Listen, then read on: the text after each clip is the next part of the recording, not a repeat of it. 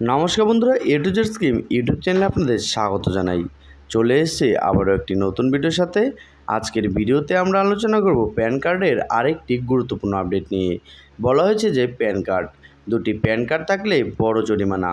কী নিয়ম করেছে কর্তৃপক্ষ, কেনই করা হবে এই জরিমানা, কী তার কারণ, এই সমস্ত তথ্যগুলো নিয়েই আজকের আমাদের এই ভিডিওর আলোচনা। তাই যাদের দুটি প্যান কার্ড রয়েছে তারা এই জরিমানা থেকে কিভাবে বাঁচবেন। দেখুন, বলা হয়েছে যে আধারের মতো প্যান কার্ডও এখন দেশবাসীর কাছে একটি অত্যন্ত গুরুত্বপূর্ণ নথি।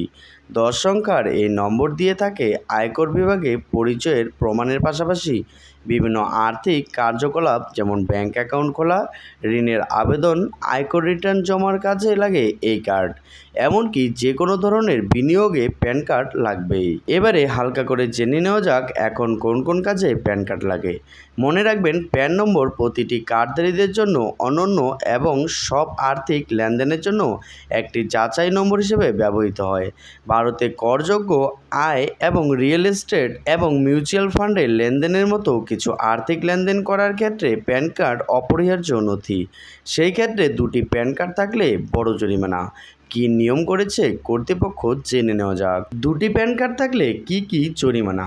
আপনার কাছে যদি দুটি প্যান কার্ড থাকে তাহলে কি বড় জরিমানা হতে পারে, সেই ক্ষেত্রে কি বলেছে আয়কর কর্তৃপক্ষ। আয়কর বিভাগের নিয়ম বলেছে ব্যক্তিদের একাধিক প্যান কার্ড রাখা নিষিদ্ধ। প্রতিটি ব্যক্তি তার নামে শুধু একটি প্যান কার্ড রাখতে পারেন। এই কার্ড অন্য কারোর নামে ট্রান্সফার করা যাবে না।